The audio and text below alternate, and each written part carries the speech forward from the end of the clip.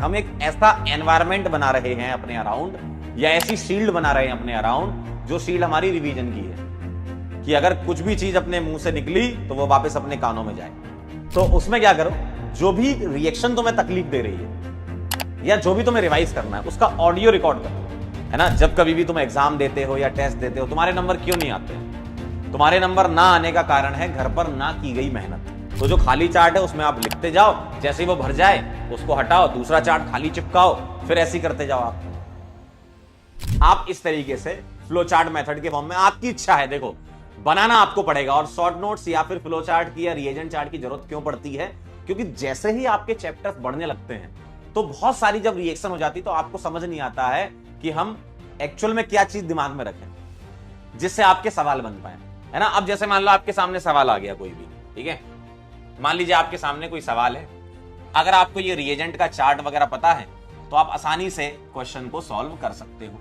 मान लीजिए इसकी रिएक्शन मुझे PCL 5 के साथ करानी है, आपको पता था, रिएजेंट चार्ट आपने बना रखा था, आप डेली रिवीजन कर रहे थे, सीधे आपके दिमाग में आंसर हिट करेगा। देखो ऐसा नहीं होता है कि दिमाग में चीजें एकदम से रिकॉल होती है ना। जब कभी भी तुम एग्जाम देते हो या टेस्ट देते हो, तुम्हारे नंबर क्यों नहीं आते हैं? तुम्हारे नंबर ना आने का कारण है घर पर ना की गई मेहनत, है ना। तुम्हारे नंबर ना आने का कारण होते हैं कि तुमने घर पर मेहनत नहीं करी है। और ऑर्गेनिक केमिस्ट्री एक ऐसा ब्रांच है साइंस का जिसमें घर पे जितनी मेहनत करोगे एग्जाम में उतना अच्छा परफॉर्म करोगे और बहुत जल्दी सवाल बन जाएंगे।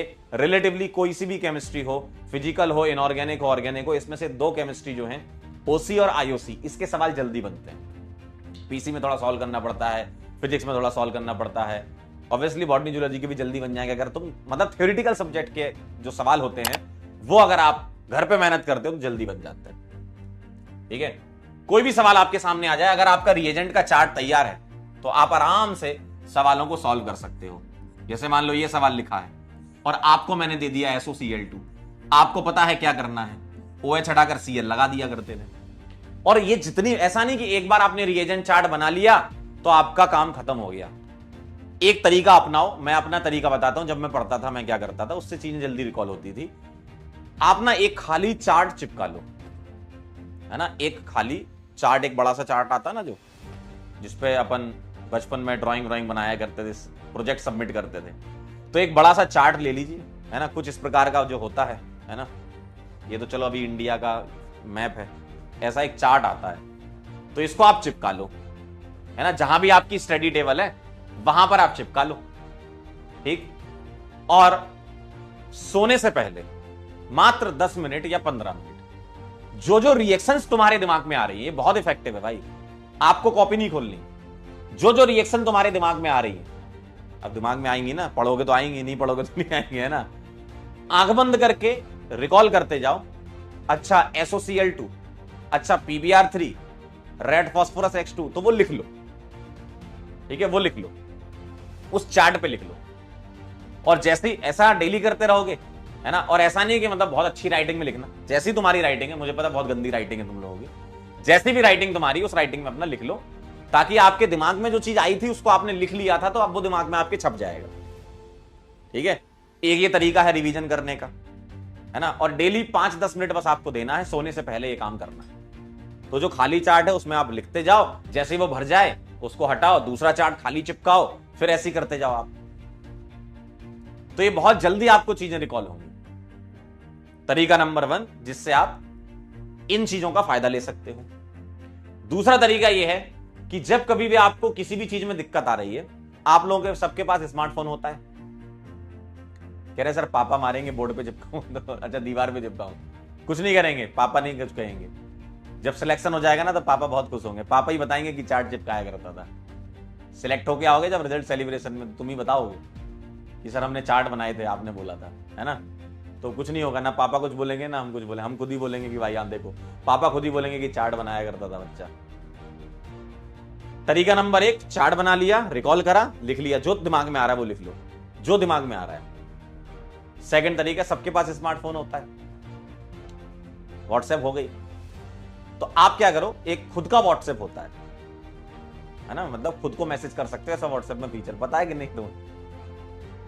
तो उसमें क्या करो, जो भी रिएक्शन तुम्हें तकलीफ दे रही है या जो भी तुम्हें रिवाइज करना है उसका ऑडियो रिकॉर्ड कर लो, ऑडियो रिकॉर्ड कर लो, जो भी रिएक्शन तकलीफ दे रही है। जैसे मान लो आपको सपोज एक एग्जांपल के तौर पे मैं ले रहा हूं कि भैया SOCl2 वाली रिएक्शन क्या करती, तो अपना ही मतलब देख देख के, मतलब जो सामने कॉपी उसी से पढ़ के, कि जब ROH की रिएक्शन SOCl2 से करवाते हैं तो RCl बनता है और इस रिएक्शन में कोई रीअरेंजमेंट नहीं होता है। बस इतना आपने अपना ऑडियो उसमें छोड़ दिया, ठीक है। और चलते फिरते, हंसते खेलते, मुस्कुराते हुए चाय पी रहे हो या फिर कुछ भी काम कर रहे हो, वही ऑडियो अपना चला लो 3-4 बार। तो इससे क्या होगा, चीजें रिकॉल होंगी। और ये सब हम कर क्यों रहे हैं, हम एक ऐसा एनवायरमेंट बना रहे हैं अपने अराउंड, या ऐसी शील्ड बना रहे हैं अपने अराउंड, जो शील्ड हमारी रिवीजन की है, कि अगर कुछ भी चीज अपने मुंह से निकली तो वो वापस अपने कानों में जाए, रिफ्लेक्ट होकर, तब चीजें रिकॉल होती हैं, ठीक है। तो आप ऐसे रिकॉर्ड करके जो जो चीजें आपको दिक्कत दे रही हैं, आप उसको रिकॉर्ड कर लो। कंचन कह रही है सर फॉरवर्ड हो गया, तो कैसे फॉरवर्ड करोगी तुम, जिसको भी करोगी वो भी फायदा हो जाएगा उसका बेचारे का जिसको भी करोगी वो भी अपने फायदे में आ जाएगा, चलो यार SOCl2 वाली रिएक्शन है ना। और इसको थोड़ा सा मतलब इनोवेटिव वे में, या थोड़ा सा आप ये समझ लो कि दोस्ती यारी में भी कर सकते हो। दोस्त को ऑडियो मैसेज ही डाले जा रहे हैं कि तुझे पता है जब ROH की रिएक्शन PCl3 से होती है तो RCl बनता है और एक बाई प्रोडक्ट निकलता है, चल बता कौन सा होता है। तो दोस्ती का फायदा लीजिए, आप दोस्त को ऑडियो मैसेज भेजिए। जो आप दोस्त को ऑडियो मैसेज में कुछ भी भेजते हैं, कुछ रिएक्शन ही रिवाइज हो जाए, बात कर लीजिए आपस में कि चलो आज शाम को 10-15 मिनट अपन ऑडियो खेलेंगे, रिएक्शन खेलेंगे। तो ऐसे भी आप कर सकते हो, है ना। तो ये सारी चीजें ना एक एनवायरमेंट क्रिएट करती हैं आपके अराउंड, ठीक है। और सक्सेस का एकमात्र मंत्र है, अगर आपको देखो सिलेक्ट होना है तो आपको मल्टीपल रिवीजन्स करने पड़ेंगे। रिवीजन के अलग अलग तरीके हो गए, एक हो गया टेबल वाला तरीका, दूसरा तरीका हो गया फ्लो चार्ट वाला तरीका, PSS को आप बना सकते हो, ठीक है। ऑडियो मैसेजेस हो गए